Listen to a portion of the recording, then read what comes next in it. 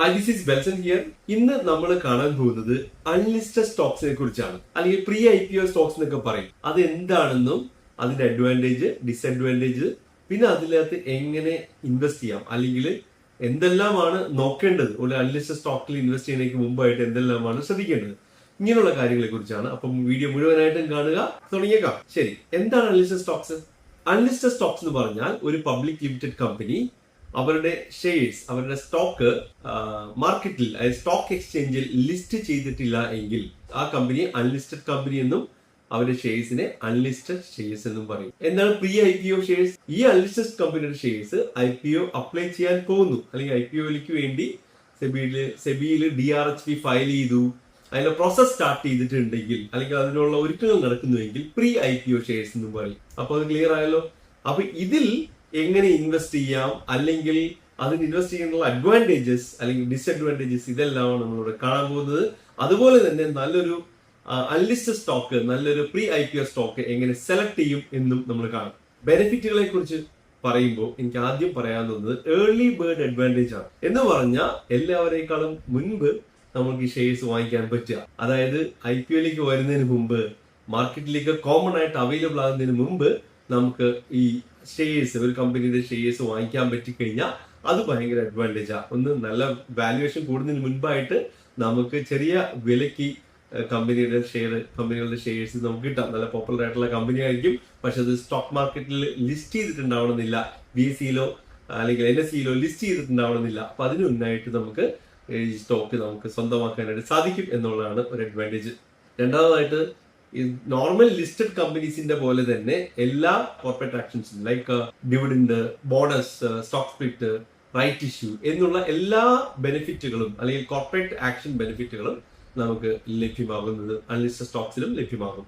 അടുത്തൊരു അഡ്വാൻറ്റേജ് എന്ന് പറയുന്നത്, നമ്മൾ IPO അപ്ലൈ ചെയ്യുമ്പോൾ സാധാരണ കിട്ടാൻ ഇത്തിരി ബുദ്ധിമുട്ടാണ്, അല്ലെ? ഷെയർസ് IPOയിൽ അപ്ലൈ ചെയ്യുമ്പോൾ കിട്ടാൻ ബുദ്ധിമുട്ടല്ലേ? അങ്ങനെയാണെങ്കിൽ നമ്മൾ ഏതെങ്കിലും അൺലിസ്റ്റഡ് സ്റ്റോക്സ്, ഈ അൺലിസ്റ്റഡ് കമ്പനിയുടെ ഷെയർസ് നമ്മൾ വാങ്ങി ഡിമാറ്റ് അക്കൗണ്ടിൽ കീപ്പ് ചെയ്യുന്നുണ്ടെങ്കിൽ, നമ്മൾ IPO വരുമ്പോൾ, IPO അപ്ലൈ ചെയ്യുമ്പോൾ കിട്ടാനുള്ള സാധ്യത കൂടുതലാണ്. കാരണം നമ്മൾ എക്സിസ്റ്റിംഗ് ഷെയർ ഹോൾഡർ എന്നുള്ളൊരു ഒരു പ്രയോറിറ്റി അവിടെ ലഭിക്കുകയും നമുക്കത് IPOയിൽ അപ്ലൈ ചെയ്താൽ കിട്ടാനുള്ള സാധ്യത വർദ്ധിക്കുകയും ചെയ്യും. ഇനി അടുത്തൊരു ബെനിഫിറ്റ് എന്ന് പറഞ്ഞു കഴിഞ്ഞാൽ, നമ്മൾ ലോങ് ടേം പെർസ്പെക്റ്റീവിൽ ഇത് വാങ്ങിക്കുക, അല്ലെ? അൺലിസ്റ്റഡ് സ്റ്റോക്സ് വാങ്ങിക്കുന്ന ലോങ് ടേം പെർസ്പെക്റ്റീവിലാണെങ്കിൽ ചെറിയ ചെറിയ അപ്സ് ആൻഡ് ഡൗൺസ് മാർക്കറ്റിൽ, സ്റ്റോക്ക് മാർക്കറ്റിൽ കണ്ടെങ്കിൽ ചെറിയ അപ്സ് ആൻഡ് ഡൗൺ, ചെറുതായിട്ട് അപ്പ് ആവുമ്പോൾ തന്നെ നമ്മൾ വിറ്റ് കളയും. ചില പ്രോഫിറ്റ് ഒക്കെ എടുത്തിട്ട് വിൽക്കാനുള്ള ടെൻഡൻസി എല്ലാവർക്കും ഉണ്ടാവും. അപ്പൊ അങ്ങനെ വിറ്റ് കളഞ്ഞാല് പിന്നെ ഫർദർ ഗ്രോത്ത് നമുക്ക് ലഭിക്കാണ്ട് ആ ഒരു കമ്പനിയുടെ ഷെയർസിന് പിന്നെ വില കൂടുമ്പോൾ നമുക്ക് അത് കണ്ടുകൊണ്ടിരിക്കാനേ പറ്റുള്ളൂ, അല്ലേ? പക്ഷെ ആ ഒരു സംവിധാനം ഇതിൽ ഈസിലി ബൈയും സെല്ലും നടക്കാത്തതുകൊണ്ട് തന്നെ നമുക്ക് എന്താണ്, വാങ്ങിക്കുന്നവർക്ക് എന്തായാലും അതൊരു ലോങ് ടേം ഗ്രോത്ത് എന്ന നിലയിലേക്ക് ഈ സ്റ്റോക്ക് ഗ്രോ ചെയ്തു പോകുന്നത് കാണാം നമുക്ക്. അടുത്തൊരു അഡ്വാൻറ്റേജ് എന്ന് പറഞ്ഞാൽ, അൺലിസ്റ്റഡ് സ്റ്റോക്സിന്റെ ഡീലിംഗ് വളരെ കോമൺ ആയിട്ടുണ്ട്. ഇപ്പോൾ മിക്കവർക്കും അൺലിസ്റ്റഡ് സ്റ്റോക്സ് വാങ്ങിക്കാനും വിൽക്കാനൊക്കെ വളരെ ഈസി ആയിട്ട് സാധിക്കുന്നുണ്ട്. അപ്പൊ അങ്ങനെ വരുമ്പോൾ നമുക്ക് ഇൻ കേസ് എന്തെങ്കിലും എമർജൻസിക്ക് നമുക്ക് നമ്മുടെ കയ്യിലിരിക്കുന്ന സ്റ്റോക്ക് സെല് ചെയ്യണമെന്നുണ്ടെങ്കിൽ തന്നെ നേരത്തെ ആദ്യമൊക്കെ ഭയങ്കര ബുദ്ധിമുട്ടായിരുന്നു അങ്ങനെ സെല് ചെയ്യണമെങ്കിൽ, പക്ഷെ ഇപ്പൊ വളരെ ഈസി ആയിട്ട് നമുക്കത് സെല് ചെയ്ത് മാറാൻ പറ്റും. അത്രയാണ് ഇതിന്റെ അഡ്വാൻറ്റേജ്. ഡിസഡ്വാൻറ്റേജസ് ഉണ്ട്, നമുക്ക് നോക്കാം. ഡിസഡ്വാൻറ്റേജ് എന്തൊക്കെയാണ്, അൺലിസ്റ്റഡ് സ്റ്റോക്സ് ഇൻവെസ്റ്റ് ചെയ്യുന്നതുകൊണ്ടുള്ള ഡിസഡ്വാൻറ്റേജ് എന്തൊക്കെയാണെന്ന് നോക്കാം. ഏറ്റവും വലിയ ഡിസഡ്വാൻറ്റേജ് എന്താണെന്ന് വെച്ച് കഴിഞ്ഞാൽ, നമുക്ക് IPOയില് ഈ അൺലിസ്റ്റഡ് സ്റ്റോക്സിൽ ഇൻവെസ്റ്റ് ചെയ്തിട്ട് ഇത് എന്ന് IPO വരും എന്ന് ഉറപ്പില്ലാത്തത് കൊണ്ട് ചിലപ്പോൾ ലോങ് വെയിറ്റിംഗ് പീരീഡ് ആയിരിക്കും ഇതൊന്ന് IPO വന്ന് കിട്ടാൻ വേണ്ടി. അതങ്ങനെ ഫണ്ട് ബ്ലോക്കായി കിടക്കുന്ന ഒരു അവസ്ഥ ഉണ്ടാവും. ചിലപ്പോൾ കുറെ കാലങ്ങൾ കൊണ്ടായിരിക്കും ഈ ഒരു കമ്പനി IPOയിലേക്ക് വരുന്നത്, അല്ലെങ്കിൽ ചിലപ്പോൾ വന്നില്ല എന്നും വരാം. വേറെ പല കാരണങ്ങൾ കൊണ്ടും IPOയിലേക്ക് വന്നില്ല എന്നും വരാം. ഇതാണ് ഏറ്റവും വലിയ ഡീമെറിറ്റ് ആയിട്ട് നമുക്ക് വേണമെങ്കിൽ കാണാൻ പറ്റുന്നത്. ഒരു കമ്പനിയുടെ IPO ഷെയർസ്, പ്രീ IPO അല്ലെങ്കിൽ അൺലിസ്റ്റഡ് സ്റ്റോക്സ് നമ്മൾ വാങ്ങിച്ച് കയ്യിൽ വെച്ചിരിക്കുകയാണ്, ഡിമാറ്റ് അക്കൗണ്ടിൽ വെച്ചിരിക്കുകയാണ്. ഇനി ഇത് IPO വന്നു എന്ന് കരുതുക. IPO വന്നിട്ട് ഒരു ലിസ്റ്റിംഗ് ഗെയിൻ എടുത്ത് പെട്ടെന്ന് വിൽക്കാന്ന് വെച്ചാൽ നടക്കൂല. 6 months വെയിറ്റിംഗ് പീരീഡ് ഉണ്ട്. അതായത് IPO ലിസ്റ്റ് ചെയ്തതിന് ശേഷം അടുത്ത 6 months കഴിഞ്ഞിട്ടാണ് നമുക്ക് സെല് ചെയ്യാൻ പറ്റുള്ളൂ. അതുവരെ ലോക്കിൻ ആയിട്ട് നമ്മുടെ ഡെപ്പോസിറ്റിയിൽ നമുക്ക് അങ്ങനെ കിടക്കും, ഡിമാറ്റ് അക്കൗണ്ടിൽ അങ്ങനെ കിടക്കും. നമുക്ക് 6 months കഴിയാണ്ട് ഇത് തൊടാൻ പറ്റില്ല. അപ്പൊ നമ്മൾ ചിലപ്പോൾ റേറ്റ് കയറി പോണത് നോക്കി നിൽക്കേണ്ടതായിട്ട് വരും. അപ്പൊ ഒരു 6 മാസം കഴിഞ്ഞിട്ട് ഇത് വിൽക്കാൻ പറ്റുള്ളൂ. ഇനി നേരത്തെ പറഞ്ഞ പോലെ ഷോർട്ട് ടൈമിലേക്കാണെങ്കിൽ, അതായത് ലിസ്റ്റഡ് കമ്പനീസിന്റെ ഷെയർസ് ട്രേഡ് ചെയ്യുന്ന പോലെ, ബൈയും സെല്ലും ചെയ്യുന്നത് പോലെ ഒന്നും നമുക്ക് അൺലിസ്റ്റഡ് സ്റ്റോക്സിന്റെ ട്രേഡ് ചെയ്യാൻ പറ്റില്ല, അത്ര പെട്ടെന്ന് ചെയ്യാൻ പറ്റില്ല. അതുകൊണ്ട് തന്നെ എന്താണ്, വളരെ പെട്ടെന്ന് ക്യാഷ് ആക്കേണ്ടി വരുമ്പോൾ ലിക്വിഡിറ്റി ലിസ്റ്റഡ് സ്റ്റോക്സിന്റെ അത്രയും ഇല്ല.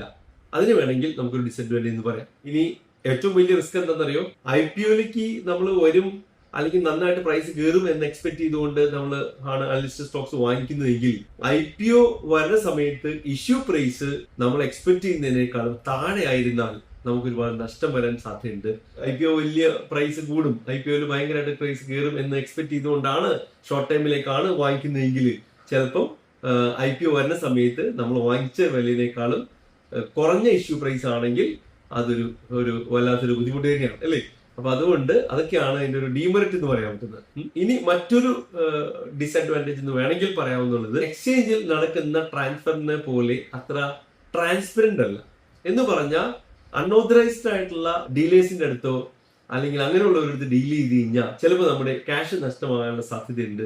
കാരണം ആദ്യം നമ്മൾ ഫണ്ട് ട്രാൻസ്ഫർ ചെയ്ത് കൊടുത്തതിന് ശേഷമാണ് നമ്മുടെ ഡിമാറ്റ് അക്കൗണ്ടിലേക്ക് അവർ ഷെയർ ഇട്ട് തരുന്നത്.